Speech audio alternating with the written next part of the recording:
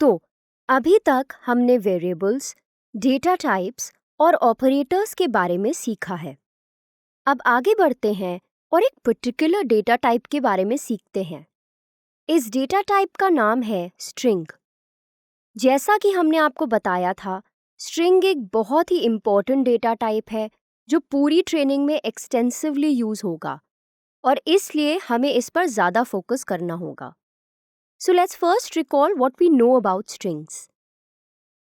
तो हमें पता है कि स्ट्रिंग कैरेक्टर्स का एक सीक्वेंस होता है और इसे डबल कोट्स यूज करके डिफाइन किया जाता है।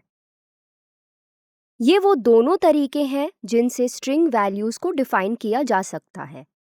Let's go ahead and print both of these.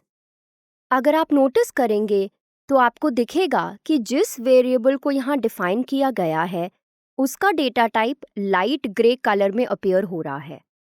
ये आईडीई का तरीका है हमें ये बताने का कि यहाँ एक्सप्लिसिटली इस कीवर्ड को मेंशन करने की ज़रूरत नहीं है, so we can go ahead and remove it.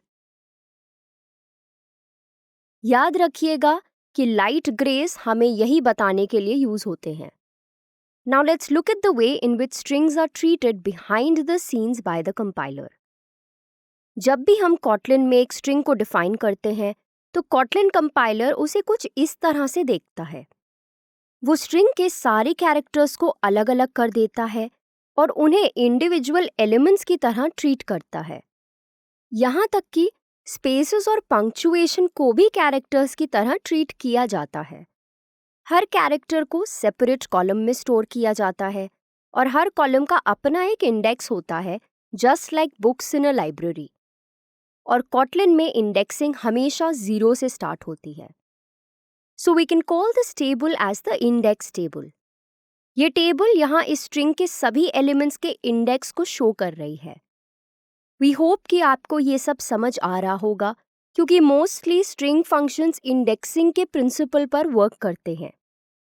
Wait, did we say string functions? What are they? चलिए इन्हें देखते हैं। हमें फंक्शंस के बारे में थोड़ा बहुत पता है।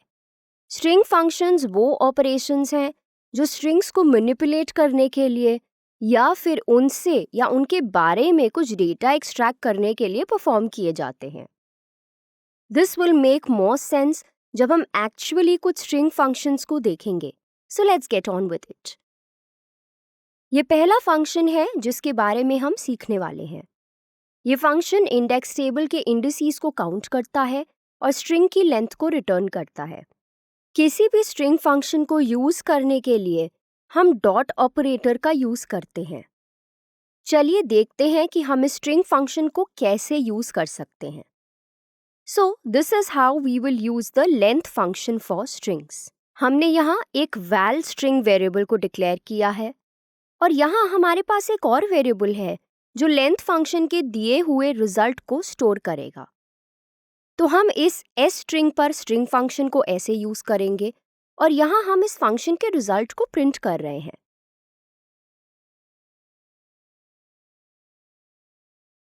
Now if you look at the output, we get the result is 22. That was all about the length function and how to use it.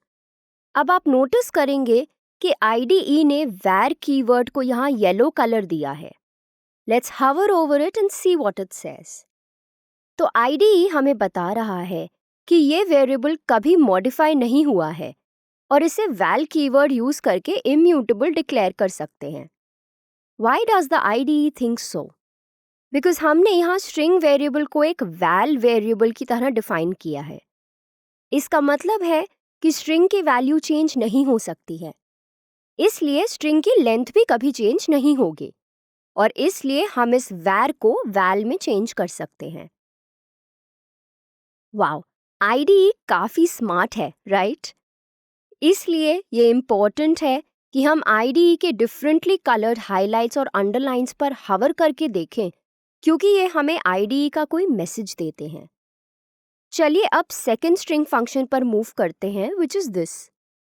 ये फंक्शन इन ब्रैकेट्स में स्पेसिफिक इंडेक्स पे जो कैरेक्टर स्टोर्ड है उसे return करता है। चलिए आगे बढ़ते हैं और इसे यूज करना सीखते हैं।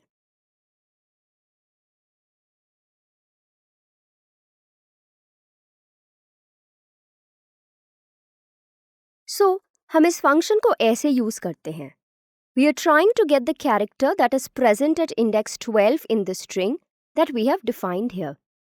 चलिए आउटपुट देखते हैं. तो यहाँ आउटपुट हमें दिखा रहा है कि इंडेक्स 12 पे n कैरेक्टर स्टोर्ड है. But the output is not self explanatory.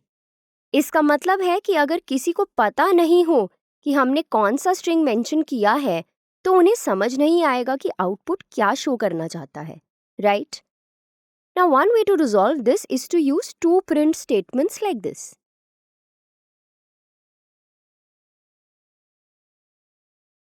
चलिए अब आउटपुट देखते हैं. Yes, that makes more sense.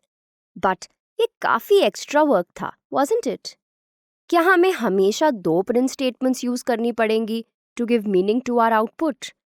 नहीं, प्रोग्रामिंग में काम करने का हमेशा एक शॉर्टर और ज़्यादा एफिशिएंट तरीका होता है. और इस सिचुएशन के लिए जो शॉर्टकट यूज होता है उसे स्ट्रिंग टेम्पलेट्स कहते हैं. Click next to see what they are.